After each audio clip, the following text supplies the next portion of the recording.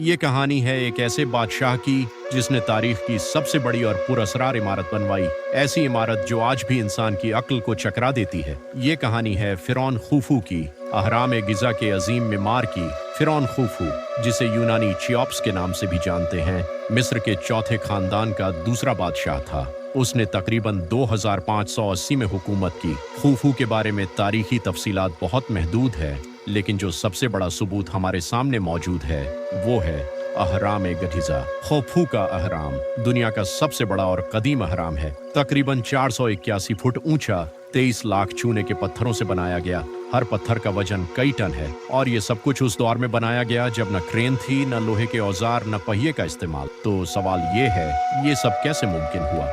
कुछ माहिरीन का मानना है कि हजारों मजदूरों ने कई दहाइयों तक मेहनत की, लेकिन एक और थियरी ये भी कहती है कि अहराम की तामीर में कोई खास साइंटिफिक या शायद माफूकउल फितरत इल्म शामिल था। क्या ये वाकई इंसानों का कारनामा था या कुछ और? अहराम के अंदरूनी हिस्सों में किंग्स चेम्बर यानी बादशाह का कमरा मौजूद है, जहां खुफू की लाश रखने का इंतजाम किया गया था। लेकिन दिलचस्प बात यह है कि अब तक खुफू की मम्मी लाश कहीं नहीं मिली। क्या वो चोरी हो गई या वो कभी वहां थी ही नहीं? फिरौन खुफू को मिस्र के लोग खुदा की तरह मानते थे। उसके हुक्म से नील दरिया का पानी कैद किया जाता और उसके इशारे से शहर आबाद होते। लेकिन कुछ तारीखी दस्तावेजात उसे जालिम और खुद पसंद बादशाह भी करार देती हैं। खुफू का वाहिद मुजस्समा जो आज तक मिला है वो सिर्फ 7.5 सेंटीमीटर लंबा है, यानी एक इतने अजीम बादशाह की तस्वीर भी वक्त के साथ धुंधला गई। क्या ये कुदरत का निजाम था या जानबूझकर उसके आसार मिटा दिए गए?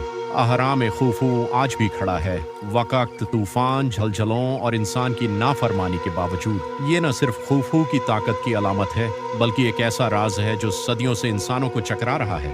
खुफू गया, लेकिन उसका अहराम रह गया, एक खामोश गवाह, एक चैलेंज, एक राज जो शायद कभी मुकम्मल तौर पर समझा न जा सके। यही है फिरौन खुफू की मीरास, और यही है मिस्र का अब्दी मुअम्मा।